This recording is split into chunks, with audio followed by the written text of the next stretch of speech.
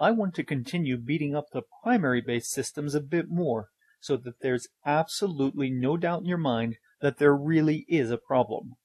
If you thought the evidence that I've brought up against primaries so far is damning, hold on, there's more.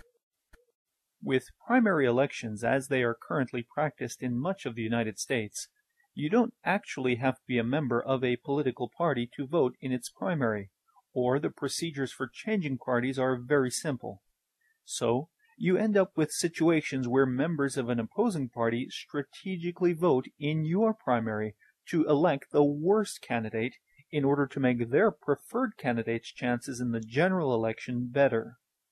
In today's modern, professionally managed, and increasingly competitive elections, it is certainly foreseeable how an organized, small group of vote saboteurs, acting completely legally, could subvert the will of the people. Just recently, in the 2008 election, for example, a well-known conservative talk show host was encouraging just this in something he called Operation Chaos. There are other more general issues too, which you may or may not personally consider as problems, but I do. For one, the primary-based system will generally cause two dominant parties to form. We see this in nearly all countries that practice caveman voting, because it's a natural, mathematical outcome of the voting system itself. This perhaps wouldn't be so bad if parties were, in effect, empty containers into which two distinct sides formed around in every election. But in practice, that's not the case.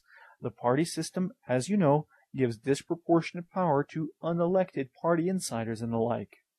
Secondly, I think most of us can agree that a healthy democracy is one in which eligible people have their say. A primary election day is an extra hurdle. People, in effect, have to get into their cars and vote twice. That keeps many people's voice from being heard. It's also an unnecessary drain on economies when people are voting in unnecessary elections rather than doing something productive. Third, and this is a real key problem in my view, primary elections and general elections have fundamentally different audiences. Because of this, the two choices that almost inevitably come out of a primary election are more partisan or extreme than the population as a whole would otherwise support. In other words, there's a sort of by design squeezing out of moderates and consensus builders. Now, politically, I'm not personally arguing for more centrist candidates. My personal political views aren't important here. My concern, rather, and this has been shown experimentally many times, is that the current systems, by design, suppress the will of the people.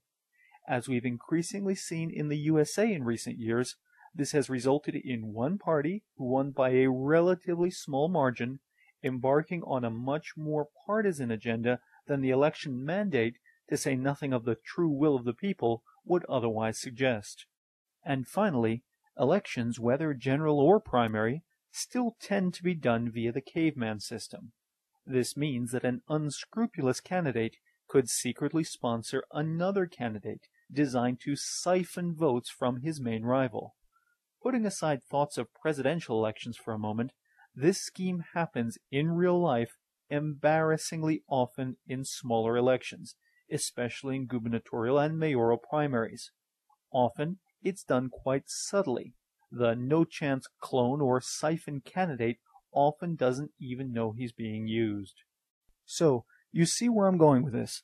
Elections that involve primaries have some pretty basic flaws in them. Caveman voting is flawed. Systems of pre-elections, including all the various derivatives of this, including IRV, are better, but still flawed. So, in a multi-candidate election, what's the solution? What is the solution that actually conveys voter intentions with a bare minimum, if not zero, of distortion and strategic voting? Believe it or not, such a system does exist. It's called, drumroll, range voting. Range voting is a practically implementable, mathematically provably better system of voting than any other out there. Here's how it works. Let's say you and your hockey team wanted to go out to a restaurant to celebrate, Flag Day. The offense loves Mexican food, but hates seafood. The defense is the other way around. They hate Mexican food, but love seafood. Everybody likes pizza, but the offense prefers Mexican food slightly over pizza, and the defense, well, they prefer seafood slightly over pizza. To make things easier to explain, I'm just going to assume here that each member of the offense likes Mexican food and pizza and hates seafood identically with every other member of the offense, and ditto for the defense. We can therefore model the preference of each member of the two groups in a table like this. Offense, Mexican 100, pizza 80, seafood 0. Defense, Mexican 0, pizza 80, seafood 100.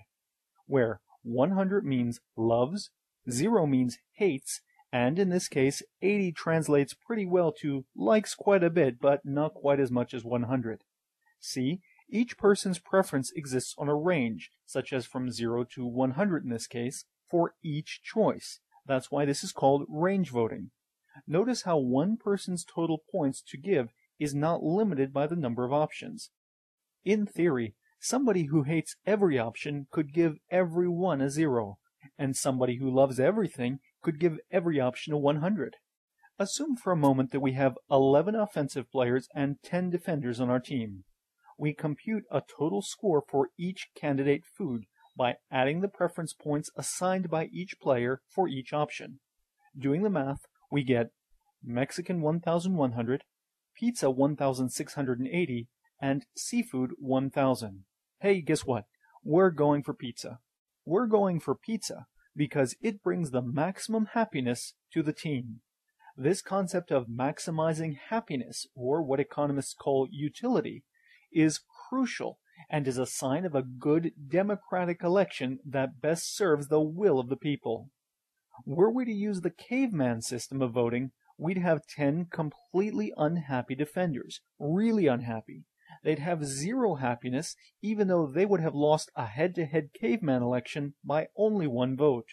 In a range voting system like this, no voter has an incentive to lie, as they do in caveman voting and derivative systems. If, for example, you as a voter like Mexican food and pizza equally, you only shoot yourself in the foot by ranking one higher or lower than the other and not accurately stating your preferences. You can lie all you want, but you only hurt yourself. Likewise, no seafood lover could slyly suggest Tex-Mex food in an attempt to split the Mexican food vote. It just wouldn't work. In range voting, Tex-Mex would get a vote just like any other restaurant, and the winner will be the one with the highest overall happiness score. Some of you will have figured out by now that range voting is not only more fair, but also breaks the two-party monopoly by making it much easier for third parties to compete fairly, since nobody will have to worry about their vote being wasted. Okay, so you've gotten the basic idea. It all sounds well and good in theory, right? Oh, what's that you say? You have some objections. Okay, let's go through them then. The first objection that typically comes up to range voting